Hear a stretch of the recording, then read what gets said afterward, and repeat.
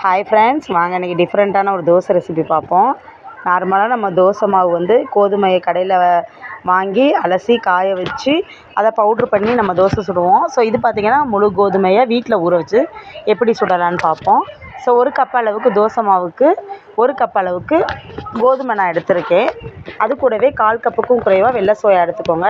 இது ரெண்டையுமே நல்லா கழுவி மண் தூசியெல்லாம் போகிற அளவுக்கு கழுவி ஊற வச்சுருங்க.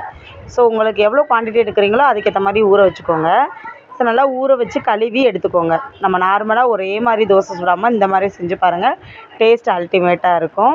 ஸோ இதை நல்லா கழுவிட்டு நான் கிரைண்டரில் ஆட் பண்ணிக்கிறேன்.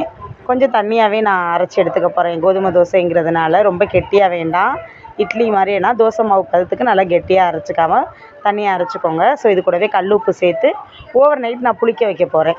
ஸோ நீங்களும் அதே மாதிரி ஓவர் நைட் புளிக்க வச்சுருங்க. ஸோ குவான்டிட்டி கம்மியாக இருந்தால் கொஞ்சம் முன்னாடியே நீங்கள் எடுத்து வச்சுருங்க.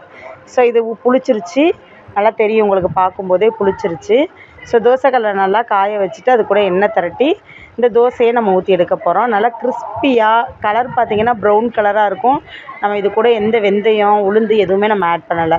ஸோ நல்லா ப்ரௌனிஷாக நல்லா கிறிஸ்பியாக மடலாக அந்த தோசை வருங்க. ஒரே மாதிரி ட்ரை பண்ணாமல் இந்த மாதிரி ட்ரை பண்ணி பாருங்கள்.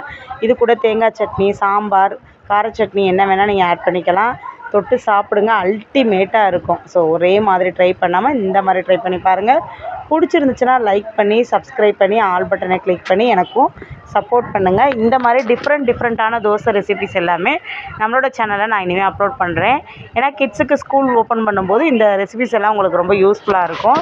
ஸோ மார்னிங் ஏதாவது ஒரு டிஃப்ரெண்ட் டைப்பான தோசை வந்து நம்ம குழந்தைங்களுக்கு செஞ்சு கொடுக்கலாம். ஸோ குழந்தைங்க வந்து ரொம்ப அதிகமாக தோசை தானே விரும்பி சாப்பிட்றாங்க. ஸோ இந்த மாதிரி செஞ்சு கொடுங்க. ஓகே ஃப்ரெண்ட்ஸ், பாய்.